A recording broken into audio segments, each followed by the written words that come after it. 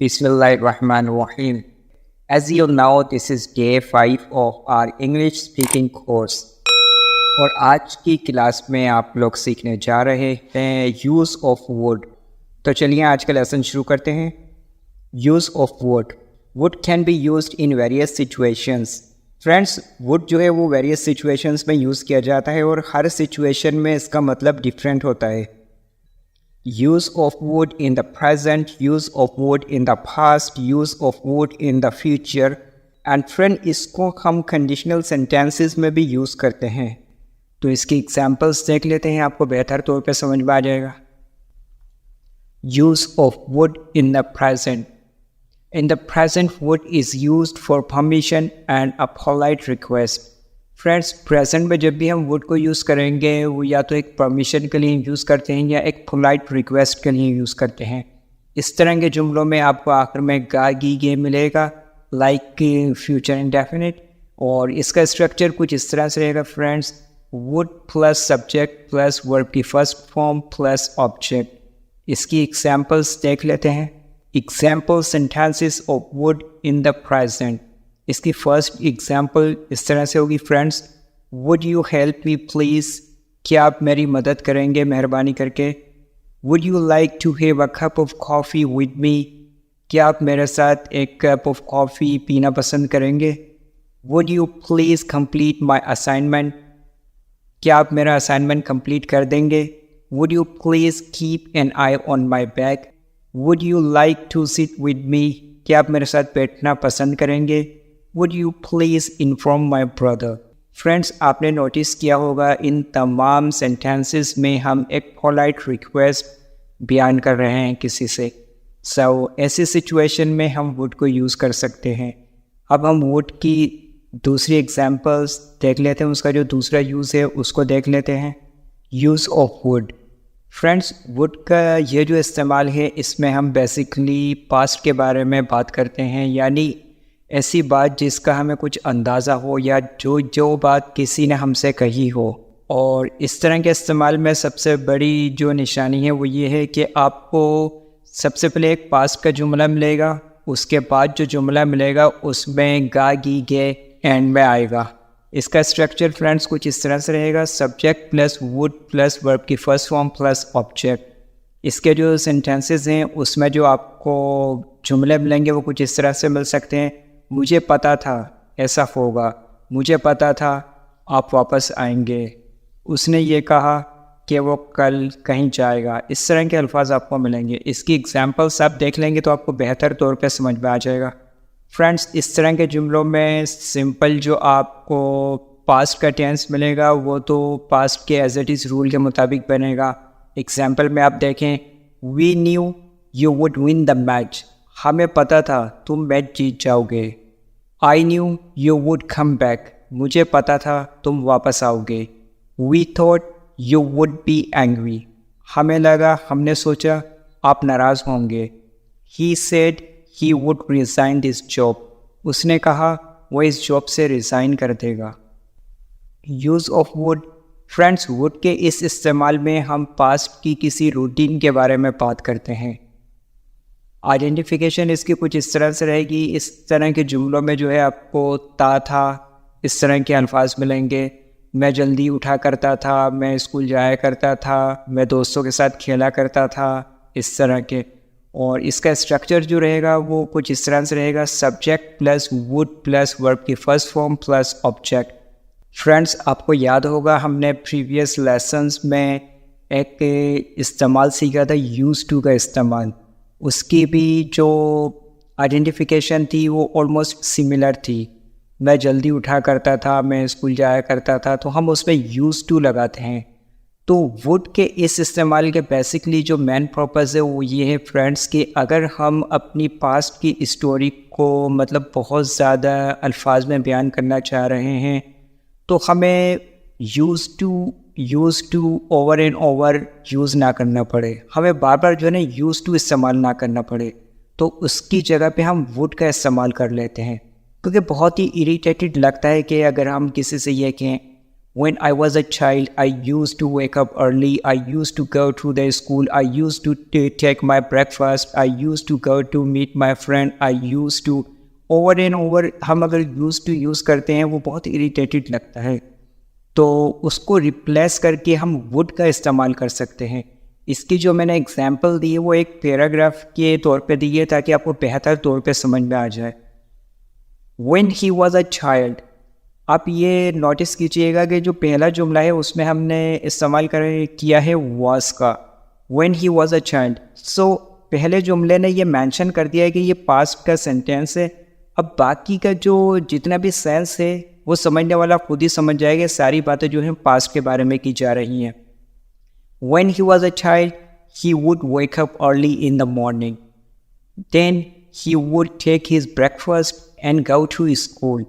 In the afternoon, he would come back home, and after taking his lunch, he would go to take rest. In the evening, he would play with his friends. आपने notice किया होगा हमने used to की जगह would को replace किया, तो बहुत ही अच्छा लग रहा है इसमें। इसकी अगर हम ट्रांसलेशन देखें तो फ्रेंड्स कुछ इस तरह से रहेगी। जब मैं बच्चा था तो मैं सुबह जल्दी उठा करता था, देन मैं ब्रेकफास्ट करता था, फिर मैं स्कूल जाता था, फिर आफ्टरनून में आने के बाद घर वापस आने के बाद मैं थोड़ी देर लंच करने के बाद थोड़ा रेस्ट किया करता था। उसके बाद इवनिंग में मैं अपने दोस्तों के साथ खेला करता था। आपने देखा इसमें कितने ज़्यादा हम इस्तेमाल कर रहे हैं ता था।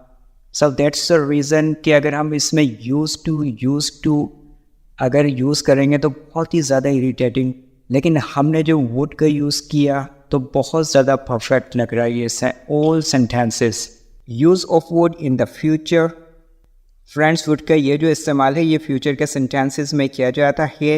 ये कम्प्लीटली सेम है जिस तरह आप फ्यूचर कंटिन्यूअस में विल का इस्तेमाल करते थे, इसी तरह आप उसको विल को रिप्लेस करके वुड का भी इस्तेमाल कर सकते हैं।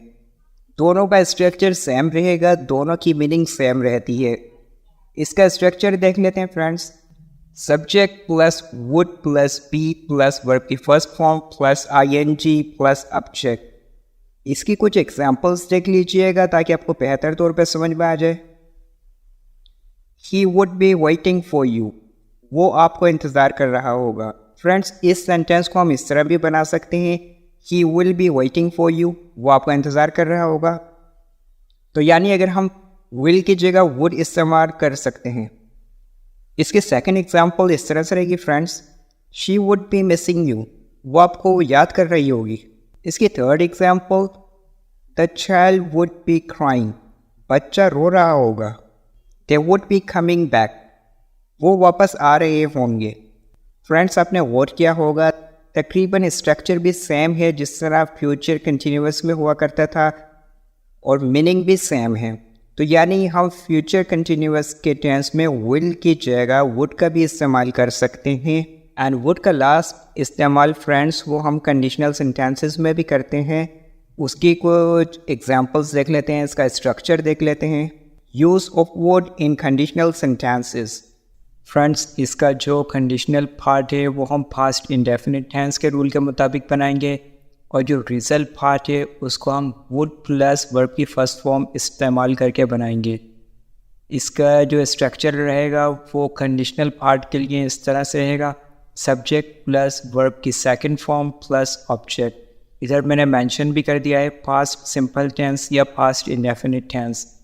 इसका स्ट्रक्चर जो रिजल्ट पार्ट के लिए रहेगा वो कुछ इस तरह से रहेगा, subject plus would plus verb की फर्स्ट फॉर्म प्लस ऑब्जेक्ट। इधर भी मैंने मेंशन कर दिया है यूज़ ऑफ वुड। इसकी आइडेंटिफिकेशन कुछ इस तरह से रहेगी फ्रेंड्स, टू इमेजिन प्रेजेंट और future situations that are impossible in reality. Friends इसकी एग्जांपल्स कुछ इस तरह से रहेंगी, if he invited me I would go to the party, अगर वो मुझे बुलाता तो मैं पार्टी में जाता।